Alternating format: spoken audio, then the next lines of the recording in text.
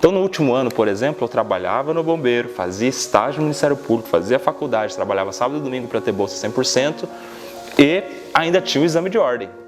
Existe o poder maior que existe no mundo, é o de começar algo e é do ser humano. Todo mundo tem esse poder de dar um primeiro passo. Então, isso é que é importante, que o cidadão tenha a liberdade de expressão, de falar o que quiser, porque se não tiver essa liberdade, a gente não tem nem como identificar pessoas que cometem crimes pela expressão. Eu não posso pedir a cassação de um veículo de imprensa a ponto dela não poder mais existir, porque a cassação de uma outorga de concessão, de rádio, por exemplo, como é um pedido do MPF contra a Jovem Pan, é a pena de morte da imprensa. É a pena de morte da empresa, de 80 anos, da rádio.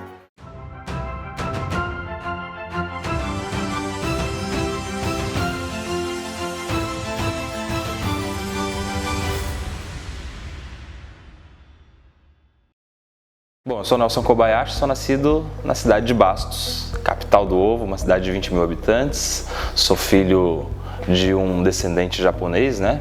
De 2 japoneses, meus avós paternos vieram do Japão. Minha mãe já é paraibana, filha também de paraibanos, então eu sou essa mistura da Paraíba com o Japão. E criado aqui na cidade de Bastos. Minha infância foi toda criada na igreja, então eu tenho essa lembrança muito viva, né, de participar sempre da escola no domingo de manhã na igreja, de todo fim de semana estar nesse ambiente. Acredito que daí vem muitos princípios que eu levo para a vida, né? Princípios bíblicos, princípios de valor da família, princípios de honestidade, caráter, que são formados nessa idade e a partir desses ensinamentos. Na igreja eu sempre fui muito participativo, porque a minha mãe, ela sempre também teve muito presente, tanto que é pastora hoje, né? Ela é pastora já há 20 anos. E o filho da pastora, ele tem que saber de tudo, então ele cuida do som, ele cuida da luz, ele toca, ele cuida dos grupos. Então, por exemplo, na igreja eu participei de todos os setores, vamos dizer assim. Eu cuidei dos jovens, teve uma época que eu abri um grupo dos homens, né? Tocava todos os instrumentos, comecei tocando bateria, depois passei a tocar contrabaixo, depois guitarra, violão. Isso veio de influência do meu pai, inclusive, porque meu pai era músico, né? Meu pai, ele tinha banda de baile aqui em Bastos, então quando eu era pequeno, nas ocasiões em que ele estava no Brasil, ele tocava com os amigos e aquilo me inspirava. E aí, na igreja, eu sempre fui muito participativo também. Curiosamente, não para falar.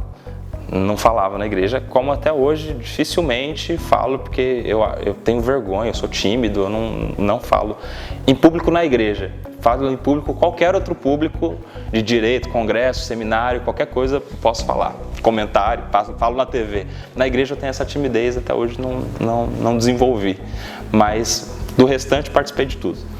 Aqui em Bastos eu cresci, estudei, trabalhei, os primeiros empregos foram aqui, numa rádio. O primeiro trabalho foi numa rádio, curiosamente. Eu gostava de ver o pessoal mexendo na mesa de som da rádio, numa rádio evangélica comunitária aqui de Bastos, e fui curioso, aprendendo, até que chegou a oportunidade de trabalhar ali para ganhar R$1, R$2 por hora. Tinha 13 para 14 anos. Logo na sequência, virei menor aprendiz da Legião Mirim de Bastos, que é um projeto do Lions Club, que dá para menores a oportunidade de ser menor aprendiz, trabalhar no comércio, na cidade, já desde os 15, 16 anos, né? Participei por 2 anos nessa condição trabalhando na prefeitura de Bastos. E assim, aí já foi um primeiro trabalho de fato, né? Porque no outro era um trabalho, mas 1, 2 horinhas por dia, nada que comprometesse. E aí trabalho com hora para entrar, hora para sair, registro, as responsabilidades de um trabalho, foi a partir dessa experiência na Legião Mirim, em que eu fiquei 2 anos na prefeitura de Bastos. E por estar trabalhando durante o dia na Legião Mirim, eu fazia escola à noite. Então eu estudava, no ensino médio eu estudei toda a noite na escola pública.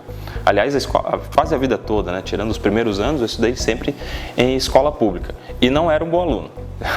Nunca fui dos melhores, também não era dos piores, mas eu sempre estava ali na média, né? E estudando aqui em Bastos, tive a ideia de fazer direito. E aí pensei em onde estudar, pesquisei, fui estudar lá em Presidente Prudente, começando aí a carreira na área do direito. Bom, o período da faculdade foi um dos períodos assim que eu menos dormi na vida, porque era um período de muitas dificuldades, principalmente na família a gente estava com dificuldades financeiras, então eu comecei a faculdade de Direito morando em Bastos e estudando em Presidente Prudente. E naquela época a prefeitura concedia um ônibus que levava e trazia os alunos, mas era um ônibus antigo, demorava 2 horas para chegar em Prudente, 2 horas para voltar, e eu trabalhava. Aí eu já tinha saído da prefeitura, tinha entrado no escritório de contabilidade aqui de Bastos. E era muito puxado, porque tinha que sair correndo do escritório, pegar o ônibus, chegava 1 hora da manhã, 7 horas já tinha que estar no trabalho, enfim, eu não estava nem trabalhando bem, nem estudando bem nesse primeiro ano. E aí eu achava que eu tinha que me mudar para Prudente. Muitos colegas já estavam lá, só que eu não tinha condições. Então, do segundo para o terceiro ano, eu prestei um concurso da Polícia Militar para soldado temporário, que é uma função que hoje não existe mais, mas que era para ser da Polícia Militar no trabalho interno, administrativo. Para a época era assim, excelente para mim, porque ganhava 2 salários mínimos, então para mim eu ia ficar rico já. E aí era uma oportunidade de me mudar para Prudente. E aí eu ouvi de um colega que se eu passasse a ponto de escolher o Corpo de Bombeiros dentro da Polícia Militar, né, eu poderia morar no quartel, então eu economizaria inclusive com moradia. E fui estudar, fiz inscrição, fui estudar e prestei o concurso, passei em primeiro lugar no concurso. Eram 50 questões, eu por uma não gabaritei, acertei 49. E fui o único também. E passei em primeiro lugar e chegou lá no dia de escolher as vagas, né, em que eles colocam, tem tantas vagas no Corpo de Bombeiros, tantas vagas na Polícia Rodoviária, tantas vagas na Polícia Ambiental, tantas vagas no Policiamento Comum. Só tinha uma vaga no Bombeiro. E aí eu peguei essa vaga e fui trabalhar então no Corpo de Bombeiros a partir do terceiro ano da faculdade, isso foi 2010. E me mudei para Prudente. E aí eu trabalhava de dia no Corpo de Bombeiros, estudava à noite na Faculdade de Direito, na Toledo de Presidente Prudente. Antes disso até, eu queria também ter bolsa da faculdade, porque com aquelas dificuldades todas, eu fiz inscrição no programa Escola da Família. Então, do segundo ao quinto ano, eu trabalhava sábado e domingo na escola, aqui em Bastos, Escola Parque das Nações, uma escola estadual, como educador universitário, que é uma espécie de monitor. Ajuda as crianças, ensina música, esporte, alguma atividade mais lúdica, e eu trabalhava sábado e domingo para ter bolsa. E aí, depois, na semana, trabalhava no Corpo de Bombeiros. E foi uma experiência fantástica. Esse período no quartel me ensinou muito também.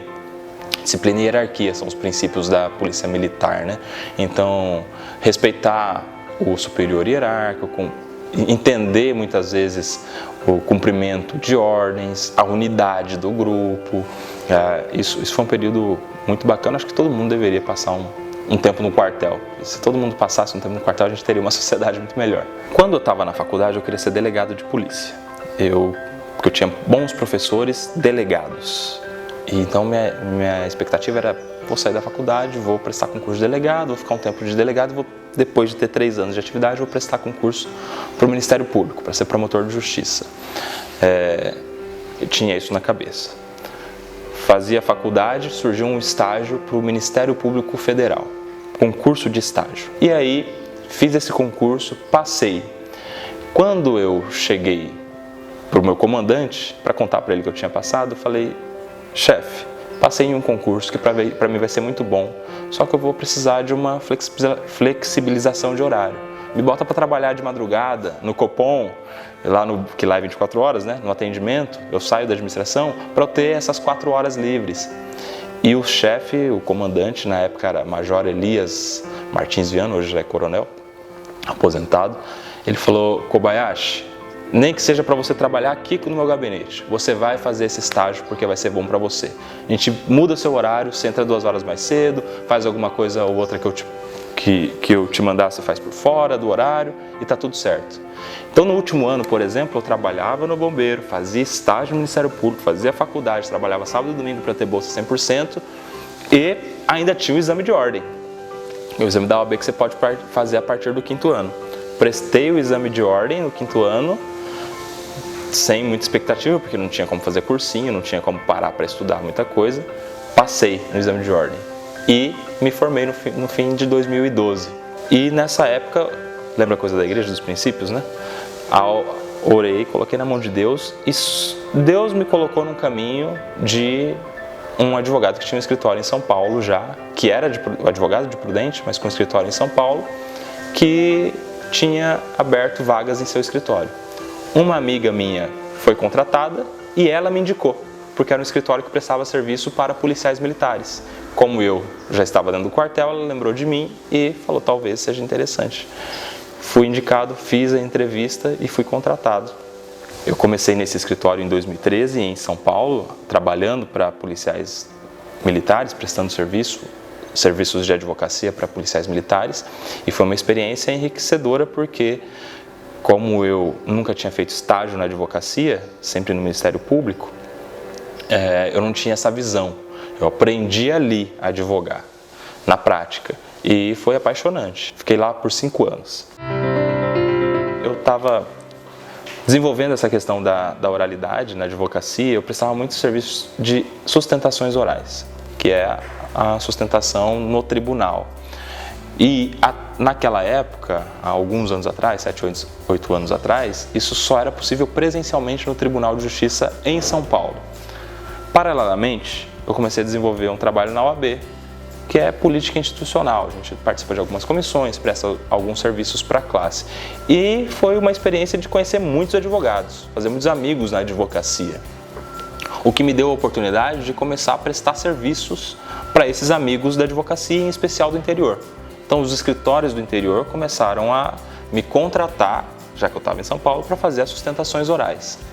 Quando eu empatei e comecei a superar o meu salário com o que eu ganhava de sustentações orais que eu fazia para os outros escritórios, foi quando eu entendi que eu tinha segurança para deixar o escritório que eu trabalhava para começar a minha carreira na advocacia, né, como um empreendedor. E isso foi de 2016 para 2017, se eu não me engano.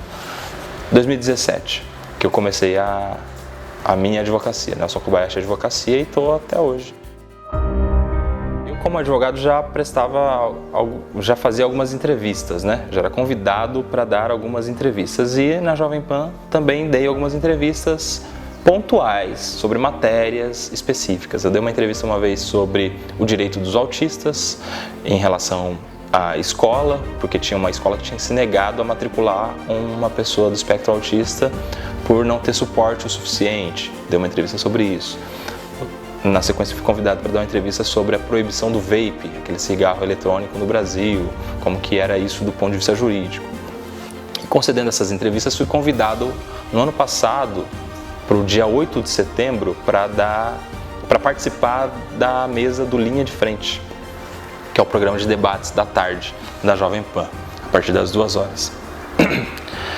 E foi a primeira vez que eu fui participar de uma mesa de debates. Curiosamente, qual era a pauta? Era para falar sobre as manifestações do 7 de setembro, seria no dia imediatamente seguinte.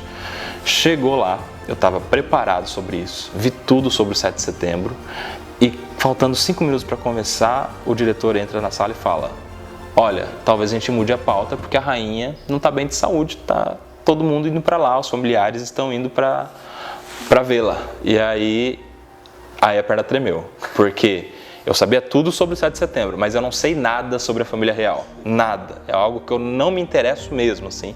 Essa questão de história, de cultura, se você me perguntar a ordem dos príncipes, eu não sei, dos filhos.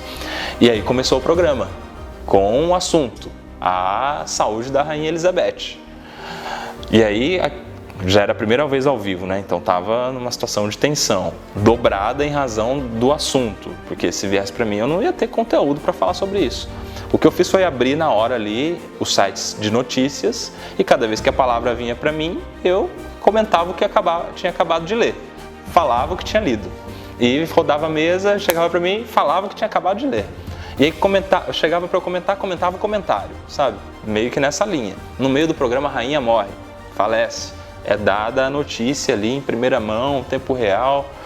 Falece a rainha Elizabeth, ou seja, aí a audiência já começa a subir, porque é algo que está todo mundo procurando. E eu nessa dificuldade. E fiz o programa todo lendo, falando que estava lendo. Ia para outra pessoa, eu já abria o celular para ler.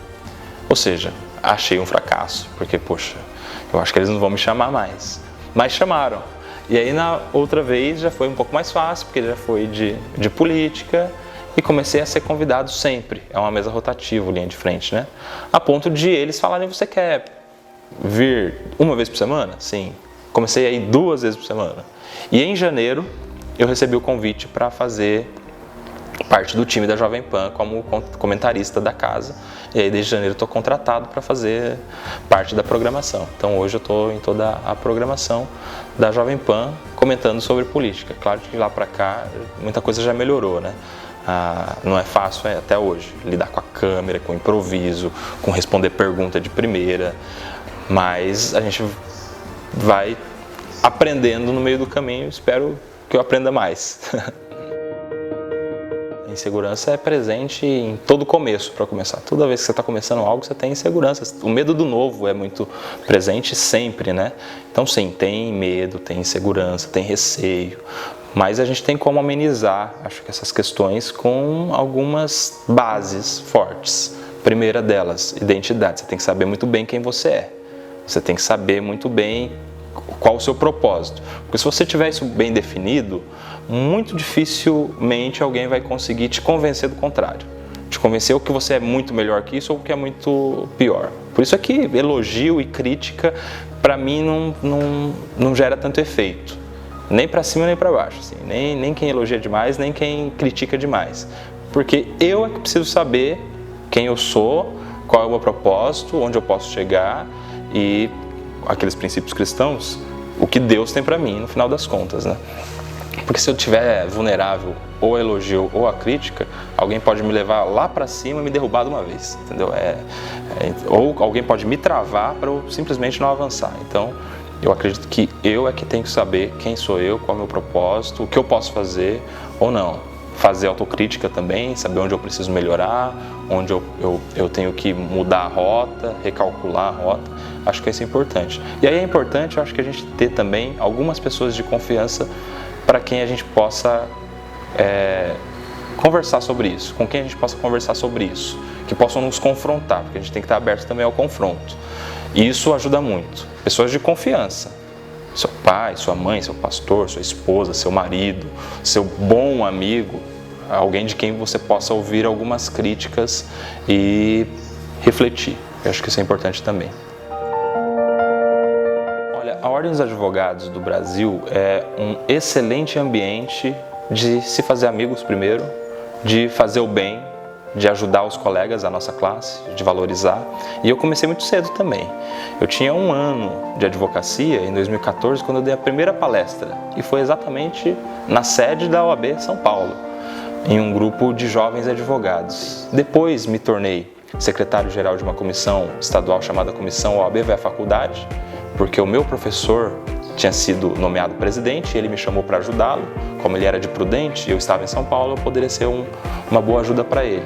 E aí, foi aí que eu comecei a palestrar em faculdades, porque o meu trabalho era ajudar ele, então eu agendava para ele palestrar, mas vez ou outra ele não podia e quem estava ali para substituir era eu. Na Jovem Advocacia, eu comecei também a ter alguns cargos, fui virando tutor, coordenador, comecei a organizar eventos e de lá para cá as funções e o trabalho só aumentaram. Nas eleições da OAB de 2021, eu concorri como conselheiro seccional e nossa chapa foi vencedora. A chapa que elegeu a primeira mulher presidente da OAB São Paulo, que é a Patrícia Vanzolini, nossa presidente atual, de quem eu tenho a honra de ser um dos seus conselheiros seccionais. E começamos a gestão no ano passado, 2022. Estamos no segundo de 3 anos de gestão.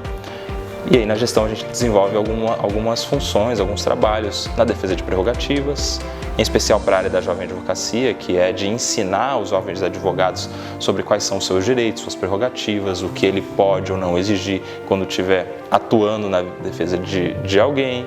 Tenho também um trabalho na Comissão de Empreendedorismo Legal, que também tem essa veia de ensinar o advogado, que não é formado para empreender, ele estuda direito, mas ensinar sobre gestão, sobre planejamento estratégico, controle financeiro, gestão de pessoas, gestão de processos, essas ideias que o advogado não está preparado, não recebe na faculdade. A gente tem algumas parcerias para isso, né? O Sebrae é um parceiro, inclusive, nesse projeto da advocacia empreendedora, que eles trazem a expertise aí de décadas de serviços prestados para auxiliar os advogados também nessa veia do empreendedorismo. É liberdade total na Jovem Pan que a gente tem. Hoje, é claro que os próprios comentaristas já tomam alguma cautela, vamos dizer assim, em razão de tudo que vem acontecendo. Então não precisa ninguém falar, todo mundo já sabe que, olha, talvez não seja interessante fazer determinada crítica a determinada pessoa e simplesmente isso. Mas na casa a gente tem liberdade total para expressar a nossa opinião. Sim, a gente tem liberdade de expressão e liberdade de imprensa, os dois são direitos, garantias fundamentais. Curiosamente, são garantias individuais, isso está no artigo 5º da Constituição, que é onde estão as garantias do indivíduo. E a gente se pergunta por que é que a liberdade de imprensa, que geralmente é exercida por uma instituição, por uma empresa, por um grupo econômico, está dentro das garantias individuais. Isso nos faz interpretar que a liberdade de imprensa é mais um direito de quem consome o conteúdo da imprensa do que da própria pessoa que exerce a atividade de imprensa. Como a liberdade de imprensa é uma garantia do cidadão, a gente tem que interpretar que todos os cidadãos têm direito de que existam veículos de imprensa de todos os espectros. É direito do cidadão, até porque sem conteúdo ou acesso à informação, sem acesso à informação, ele não tem nem como exercer liberdade de expressão, porque ele não tem sobre o que falar. Se ele não ouve, ele não fala. Então, o jeito mais fácil de se calar hoje o cidadão é tapando primeiro os ouvidos, porque sem acesso à informação, você não tem sobre o que falar. Por isso é que eu acho que a liberdade de imprensa, às vezes, é até mais importante do que a própria liberdade de expressão. A liberdade de expressão, por sua vez, tendo o cidadão acesso ao conteúdo, acesso à informação, ela tem que ser uma liberdade tida assim como uma garantia fundamental, a ponto do cidadão poder falar o que ele quiser. E, claro, se responsabilizar pelo que ele falar. Então, isso é que é importante, que o cidadão tenha a liberdade de expressão, de falar o que quiser, porque se não tiver essa liberdade, a gente não tem nem como identificar pessoas que cometem crimes pela expressão. Se eu não der liberdade para alguém defender o nazismo, eu não sei que ele é um nazista, para puni-lo, porque o nazismo é algo a ser enfrentado. É claro que a liberdade de expressão ela é um direito fundamental que não tem a sua natureza absoluta. Nenhum direito é absoluto. Então, liberdade de expressão também não pode ser confundido com liberdade de ofensa, liberdade de causar mal a alguém, liberdade de calúnia. Mas é importante que exista a liberdade para que a pessoa falando seja ela responsabilizada. Por isso é que, quando a gente comenta sobre a questão da censura, qual é o problema da censura? É quando ela é prévia. Porque se alguém tem uma rede social e comete um ilícito em um post, que o post seja retirado do ar, que ele seja punido, que ele seja processado criminalmente, que ele seja multado, o que seja. Eu só não posso tirar a rede social dessa pessoa para ele não falar nada nunca, porque isso é censura prévia. Eu não posso pedir a cassação de um veículo de imprensa a ponto dela não poder mais existir, porque a cassação de uma outorga de concessão, de rádio, por exemplo, como é um pedido do MPF contra a Jovem Pan, é a pena de morte da imprensa. É a pena de morte da empresa de 80 anos, da rádio. Então a gente não pode conviver com essa possibilidade também, porque senão a gente vai viver num universo em que o maior punido, claro, é quem está sendo censurado, mas todos os outros sofrem o impacto disso. Por onde? Pela inibição. Porque se aconteceu com o fulano, pode acontecer comigo, então eu já não vou manifestar o que eu penso. O veículo de imprensa ele é o diretamente censurado, é o diretamente atingido, mas todos os outros são impactados. Por isso é que é perigoso. Eu acho que essa fase que a gente tem vivido de assim, um flerte com censura, com fim de liberdades, né?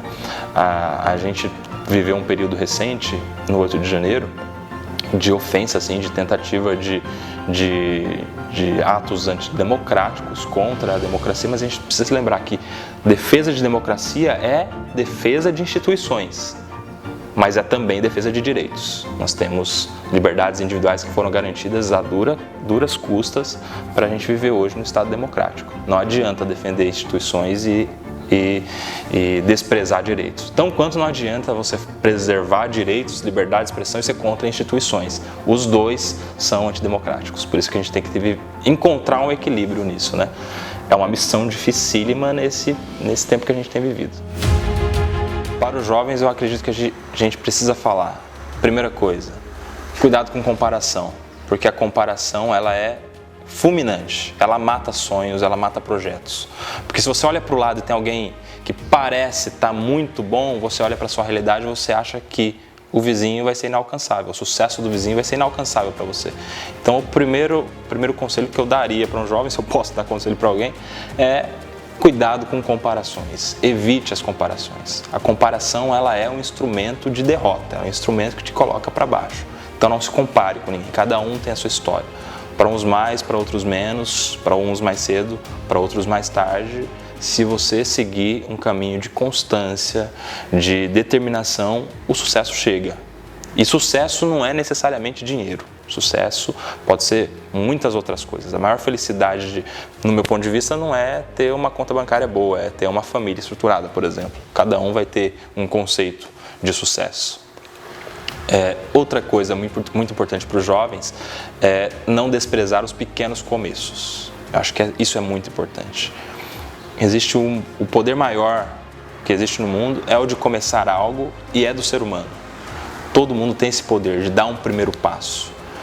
E o primeiro passo não necessariamente vai ser um passo gigantesco, não vai ser uma escada toda, vai ser um degrau. Então não despreze os pequenos começos. E acho que um terceiro é justamente isso que a gente conversava, de entender a necessidade de ser importante para alguém, ser necessário para alguém. Porque no universo que a gente vive hoje, de tantos coaches que pregam milhões com facilidade, aprenda a ficar rico em 3 dias, é muito perigoso. A gente tem que começar a lembrar dos princípios mais básicos que já deram muito certo. Toma cuidado com essa coisa de conviva só com quem já construiu, esteja perto só com quem é melhor do que você, só com quem já tem uma história consolidada, porque senão isso pode gerar uma geração redundante, né? Mas isso pode tornar a nossa geração muito interesseira, muito gananciosa, o que é perigoso. Eu acredito que a gente tem um princípio mais básico que dá mais certo, que é o da semeadura. Semeie, que no tempo certo você colhe. Então, sirva. Maior é o que serve.